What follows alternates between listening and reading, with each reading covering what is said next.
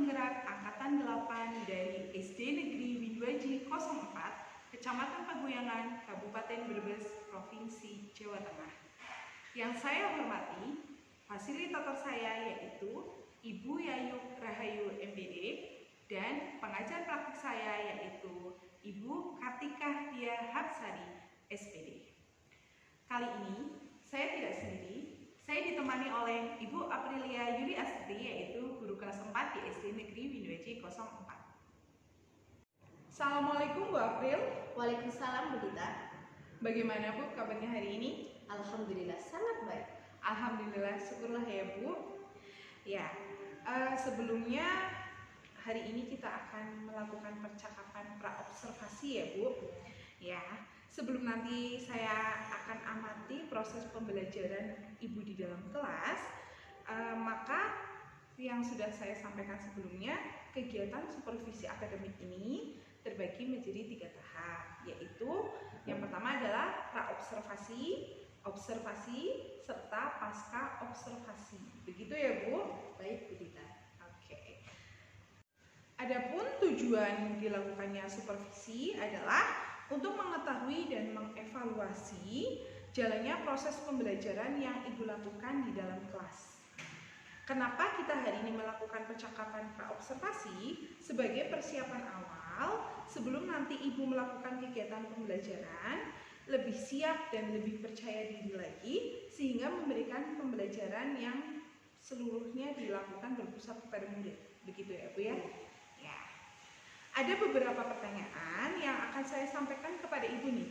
Yang pertama adalah tujuan pembelajaran apa yang akan Ibu capai? Iya.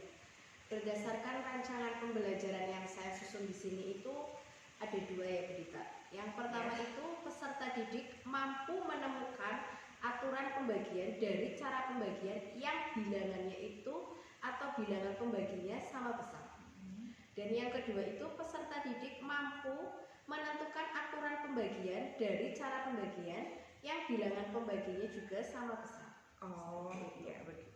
Berarti ada 2 tujuan pembelajaran yang akan Ibu capai dalam pembelajaran itu. Oke.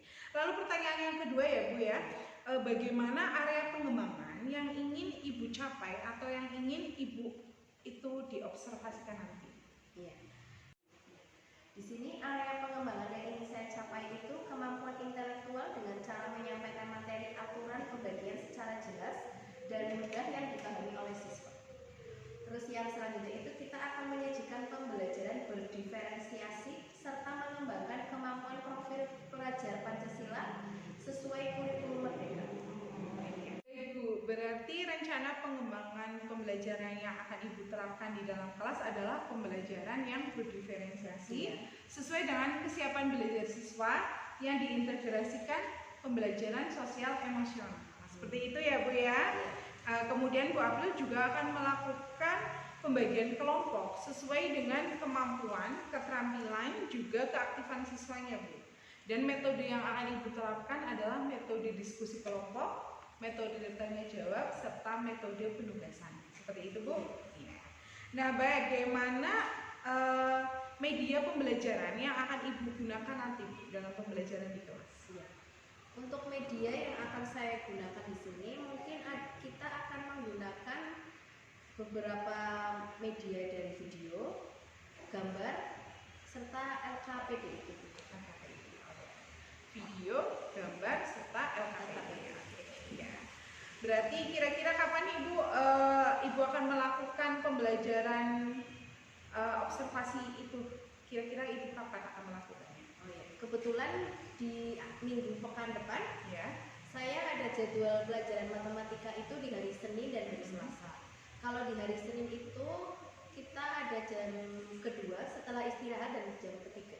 Oh gitu, setelah upacara selesai Ya. berarti ya Bu ya. Oke. Oh begitu ya Bu ya. Baik di pekan depan berarti pada hari Senin Bu, setelah upacara jam kedua maupun jam ketiga. Berarti untuk mata pelajarannya adalah mata pelajaran matematika ya. Saya akan melakukan supervisi ya Bu di kelasnya Ibu. Nanti saya akan melihat dan mengamati proses pembelajaran yang akan Ibu lakukan, serta mencatat hal-hal apa saja yang terjadi di dalam kelas ya Bu ya. Dan nanti setelah saya melakukan observasi juga atau pembelajaran dalam kelas itu, kita akan mengadakan percakapan pasca observasi, yaitu setelah melakukan observasi kita ada pasca observasi. Sebelum kita akhiri percakapan hari ini, kira-kira hal apa saja yang Ibu perlu dapatkan, Bu, dari percakapan kita hari ini, Bu? Ya, alhamdulillah dari percakapan kita hari ini ya Bu Dita, saya mendapatkan gambaran tentang media apa yang akan saya gunakan nanti.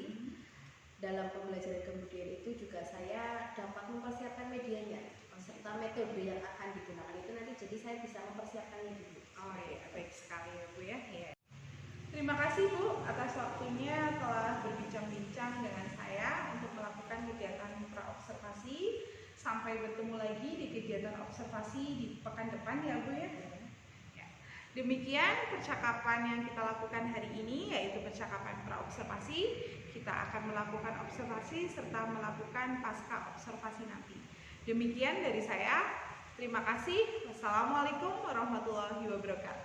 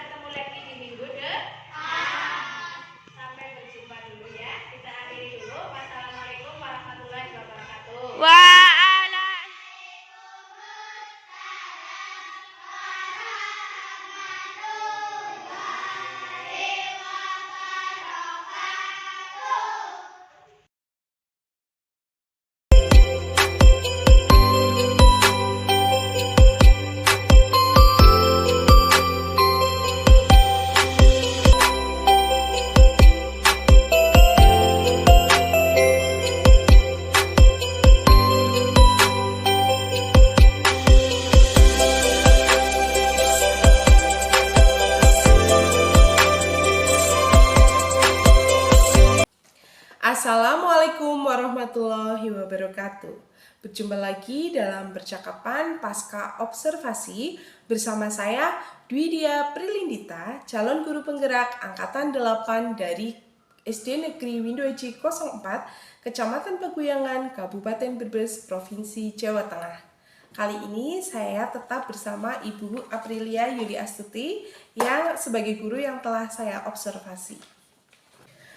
Assalamualaikum warahmatullahi wabarakatuh, Bu April. Waalaikumsalam, Bu Dita. Bagaimana kabar Anda hari ini? Alhamdulillah sangat baik. Alhamdulillah. Baik, percakapan pasca observasi ini saya akan mengajukan beberapa pertanyaan kepada Ibu terkait dengan jalannya observasi kelas yang sudah Ibu lakukan di dalam kelas kemarin ya Bu ya. Tujuannya untuk mengevaluasi Ibu sejauh mana proses pembelajaran yang sudah Ibu lakukan. Untuk pertanyaan yang pertama, bagaimana perasaan Ibu terkait dengan kemarin waktu saya observasi Ibu di dalam kelas? Iya, perasaan saya kemarin itu karena belum terbiasa di supervisi, tentunya saya merasa tegang dan was-was, Bu. Awalnya merasa tegang, tapi alhamdulillah bisa berjalan dengan baik ya, Bu. Iya, alhamdulillah ya Bu. Alhamdulillah sekali sudah berjalan dengan baik. Bisa diceritakan Bu, ceritakan kembali area pengembangan yang telah Ibu lakukan di mana saja? Ya, tentunya ya saya lakukan kalau tahapan tentunya saya membuat perangkat pembelajaran. Kemudian untuk area pengembangan diawali dari area pengetahuan dan juga area keterampilan. Untuk pengetahuan, siswa dapat membagi bilangan dan untuk keterampilan itu siswa dapat membuat alat peraga sendiri berupa kertas potong untuk mengerjakan pembagiannya. Seperti itu ya Bu ya. Baik Bu. Jadi area pengembangannya itu berkaitan dengan pengetahuan dan keterampilan. Ya, nah menurut Ibu sejauh mana area pengembangan yang sudah Ibu sampaikan tadi, apakah sudah berhasil atau belum Bu? Ya, menurut saya alhamdulillah berjalan dengan baik. Namun memang masih ada kekurangannya Bu. Oh begitu. Ya, kekurangan dan hambatan itu pasti terjadi ya Bu dalam sebuah proses pembelajaran. Ya, yang dialami oleh guru-guru juga kebanyakan ada hambatan dan kekurangan. Baik ya Bu ya, sudah berjalan sesuai dengan tahapan, namun ada kekurangan yang harus Ibu perbaiki begitu.